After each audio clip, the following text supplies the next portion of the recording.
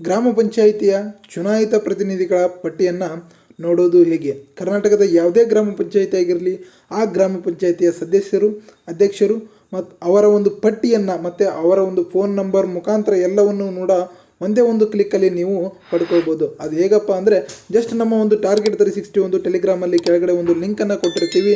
ಈ ಒಂದು ಚಾನಲ್ನ ಜಾಯ್ನ್ ಆಗಲಿಕ್ಕೆ ಈ ವಿಡಿಯೋ ಕೆಳಗಡೆ ಒಂದು ಲಿಂಕನ್ನು ಕೊಟ್ಟಿದ್ದೀವಿ.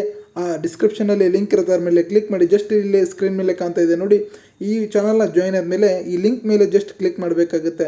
ಕ್ಲಿಕ್ ಮಾಡಿದರೆ ಸಾಕು, ಆ ಒಂದು ಲಿಂಕ್ ಓಪನ್ ಆಗುತ್ತೆ. ಲಿಂಕ್ ಓಪನ್ ಆದ ತಕ್ಷಣ ನಿಮಗೆ ಸ್ಕ್ರೀನ್ ಮೇಲೆ ಕಾಣ್ತಿರುವ ಹಾಗೆ ಇಲ್ಲಿ ನಿಮಗೆ ಡಿಸ್ಟ್ರಿಕ್ಟ್, ತಾಲೂಕು ಮತ್ತು ಗ್ರಾಮ ಪಂಚಾಯಿತಿಯನ್ನು ಆಯ್ಕೆ ಮಾಡಲಿಕ್ಕೆ ಕೇಳುತ್ತೆ. ನೀವು ನಿಮ್ಮ ಒಂದು ಜಿಲ್ಲೆಯನ್ನು ಸೆಲೆಕ್ಟ್ ಮಾಡಿ, ಅಥವಾ ನಿಮಗೆ ಯಾವ ಗ್ರಾಮ ಪಂಚಾಯಿತಿಯ ಬಗ್ಗೆ ತಿಳಿದುಕೊಳ್ಬೇಕಾಗುತ್ತೋ ಅಲ್ಲಿ ಆ ಒಂದು ಜಿಲ್ಲೆಯನ್ನು ಸೆಲೆಕ್ಟ್ ಮಾಡ್ಕೊಳ್ಳಿ. ಹಾಗೆ ಅದರ ತಾಲೂಕನ್ನು ನೀವು ಸೆಲೆಕ್ಟ್ ಮಾಡ್ಕೊಳ್ಳಿ. ನಂತರ ನೀವು ಗ್ರಾಮ ಪಂಚಾಯಿತಿಯನ್ನು ಅಲ್ಲಿ ಸೆಲೆಕ್ಟ್ ಮಾಡಬೇಕಾಗುತ್ತೆ.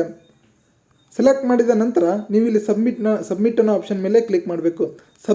ಸಬ್ಮಿಟ್ ಮಾಡಿದ ಮೇಲೆ ನಿಮಗೆ ಇಲ್ಲಿ ಕೆಳಗಡೆ ನೋಡ್ತಿರ್ಬೋದು ಸ್ಕ್ರೀನ್ ಮೇಲೆ ಚುನಾಯಿತ ಪ್ರತಿನಿಧಿಗಳ ಹೆಸರು ಮತ್ತು ಅವರ ಮೊಬೈಲ್ ಸಂಖ್ಯೆ, ಅಂದರೆ ಮೊಬೈಲ್ ನಂಬರ್, ಇಮೇಲ್ ID, ಅವರ ಹುದ್ದೆ, ಅವರು ಯಾವ ಉಪಾಧ್ಯಕ್ಷರಿದ್ದಾರಾ ಅಥವಾ ಅಧ್ಯಕ್ಷರಿದ್ದಾರಾ ಅಥವಾ ಸದಸ್ಯರಿದ್ದಾರಾ ಅದರ ಬಗ್ಗೆ ಒಂದು ಮಾಹಿತಿ ಇರುತ್ತೆ. ಮತ್ತು ಚುನಾಯಿತ ದಿನಾಂಕ, ಅಂದರೆ ಅವರು ಯಾವಾಗ ಎಲೆಕ್ಷನ್ ಮುಖಾಂತರ ಸೆಲೆಕ್ಟ್ ಆಗ್ತಾರೆ, ಅಂದರೆ ಎಲೆಕ್ಟ್ ಆಗ್ತಾರೆ, ಆ ಒಂದು ಚುನಾಯಿತ ದಿನಾಂಕ ಆಯ್ಕೆಯಾದ ದಿನದಿಂದ ಯಾವ ದಿನಾಂಕದಿಂದ ಆಯ್ಕೆ ಆಗಿದ್ರ ಬಗ್ಗೆ ಅದರ ಬಗ್ಗೆ ಕೊಟ್ಟಿರ್ತಾರೆ. ಮತ್ತು ಅವಧಿ, ಅವರು ಯಾವ ಅವಧಿಯವರೆಗೆ ಆ ಒಂದು ಸ್ಥಾನದಲ್ಲಿ ಇರ್ತಾರೆ, ಆ ಒಂದು ಹುದ್ದೆಯಲ್ಲಿ ಇರ್ತಾರೆ ಅನ್ನೋದು ಇಲ್ಲಿ ಆ ಅವಧಿಯನ್ನು ದಿನಗಳಲ್ಲಿ ಕೊಟ್ಟಿದ್ದಾರೆ. ಅಂದರೆ 1827 ದಿನಗಳವರೆಗೆ, ಅಂದರೆ 5 ವರ್ಷದ ಅವಧಿಗೆ ಅವರು ಈ ಒಂದು ಗ್ರಾಮ ಪಂಚಾಯಿತಿಯ ಸದಸ್ಯರಾಗಿರ್ಬೋದು, ಅಧ್ಯಕ್ಷರಾಗಿರ್ಬೋದು, ಮತ್ತು ಸದಸ್ಯರು, ಉಪಾಧ್ಯಕ್ಷರು ಕೂಡ ಆಗಿರ್ತಾರೆ.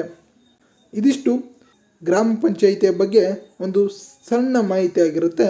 ಈ ವಿಡಿಯೋ ಇಷ್ಟ ಆಗಿದ್ದರೆ ದಯವಿಟ್ಟು ಲೈಕ್ ಮಾಡಿ, ಶೇರ್ ಮಾಡಿ, ಸಬ್ಸ್ಕ್ರೈಬ್ ಮಾಡಿ. ಹಾಗೆ ನಮ್ಮ ಚಾನಲ್ನ ಜಾಯ್ನ್ ಆಗೋದನ್ನು ಮರಿಬೇಡಿ. ಈ ಒಂದು ಚಾನಲ್ನ ಒಂದು ಲಿಂಕನ್ನು ಡಿಸ್ಕ್ರಿಪ್ಷನ್ ಭಾಗದಲ್ಲಿ ಕೊಟ್ಟಿರ್ತೀವಿ. Thank you.